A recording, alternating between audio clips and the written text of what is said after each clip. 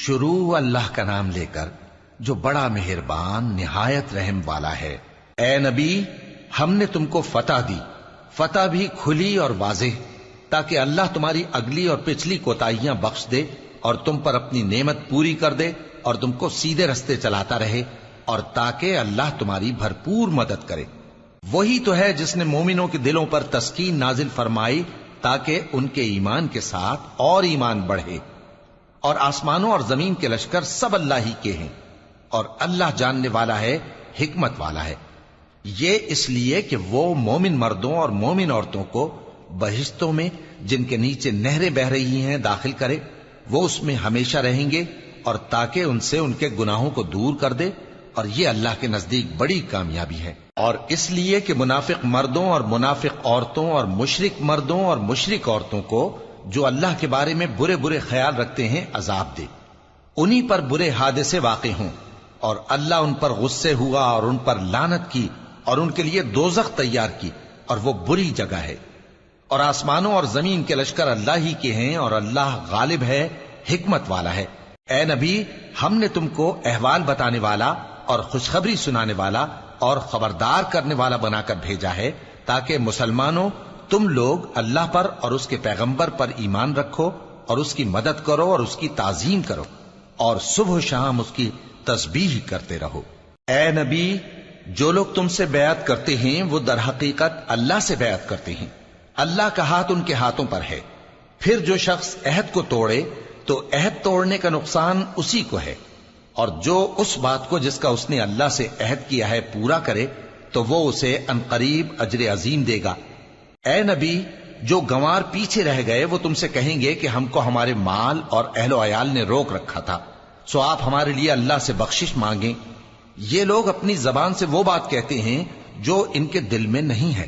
کہہ دو کہ اگر اللہ تم لوگوں کو نقصان پہنچانا چاہے یا تمہیں فائدہ پہنچانے کا ارادہ فرمائے تو کون ہے جو اس کے سامنے تمہارے لیے کسی بات کا کچھ اختیار رکھے؟ کوئی نہیں، بلکہ جو کچھ تم کرتے ہو اللہ اس سے واقف ہے۔ بات یہ ہے کہ تم لوگ یہ سمجھ بیٹھے تھے کہ پیغمبر اور مومن اپنے اہل و عیال میں کبھی لوٹ کر آنے ہی کے نہیں، اور یہی بات تمہارے دلوں کو اچھی معلوم ہوئی اور اسی وجہ سے تم نے برے برے خیال کیے، اور آخر کار تم ہلاکت میں پڑ گئے۔ اور جو شخص اللہ پر اور اس کے پیغمبر پر ایمان نہ لائے تو ہم نے ایسے کافروں کے لیے آگ تیار کر رکھی ہے، اور آسمانوں اور زمین کی حکومت اللہ ہی کی ہے، وہ جسے چاہے بخشے اور جسے چاہے سزا دے، اور اللہ بخشنے والا ہے، مہربان ہے۔ جب تم لوگ مال غنیمت لینے چلو گے تو جو لوگ پیچھے رہ گئے تھے وہ کہیں گے ہمیں بھی اجازت دیجئے کہ آپ کے ساتھ چلیں۔ یہ چاہتے ہیں کہ اللہ کے قول کو بدل دیں۔ کہہ دو کہ تم ہرگز ہمارے ساتھ نہیں چل سکتے، اسی طرح اللہ نے پہلے سے فرما دیا ہے۔ پھر کہیں گے نہیں، تم تو ہم سے حسد کرتے ہو۔ بات یہ ہے کہ یہ لوگ سمجھتے ہی نہیں مگر بہت کم۔ اے نبی، جو گنوار پیچھے رہ گئے تھے ان سے کہہ دو کہ تم جلد ایک سخت جنگجو قوم کے ساتھ جنگ کے لیے بلائے جاؤ گے، ان سے تم یا تو جنگ کرتے رہو گے یا وہ ہار مان لیں گے۔ اگر تم حکم مانو گے تو اللہ تم کو اچھا بدلہ دے گا، اور اگر منہ پھیر لو گے جیسے پہلی دفعہ پھیرا تھا تو وہ تم کو بڑی تکلیف کی سزا دے گا۔ نہ تو اندھے پر سختی ہے سفر جنگ سے پیچھے رہ جانے میں، اور نہ لنگڑے پر اور نہ بیمار پر سختی ہے۔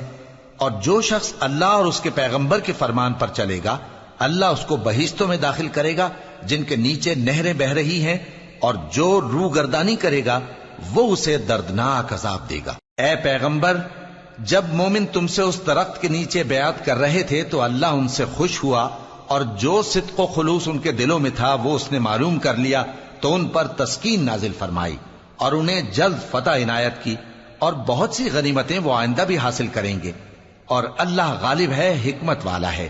اللہ نے تم سے بہت سی غنیمتوں کا وعدہ فرمایا ہے کہ تم ان کو حاصل کرو گے، پھر اس نے یہ غنیمت تمہیں جلدی سے دلوا دی اور لوگوں کے ہاتھ تم سے روک دیے۔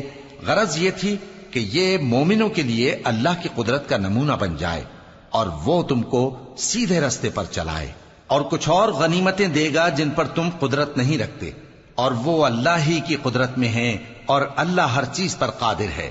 اور اگر تم سے کافر لڑتے تو وہ پیٹ پھیر کر بھاگ جاتے، پھر وہ کسی کو نہ دوست پاتے اور نہ مددگار۔ یہی اللہ کی عادت ہے جو پہلے سے چلی آتی ہے، اور تم اللہ کی عادت میں کبھی تبدیلی نہ پاؤ گے۔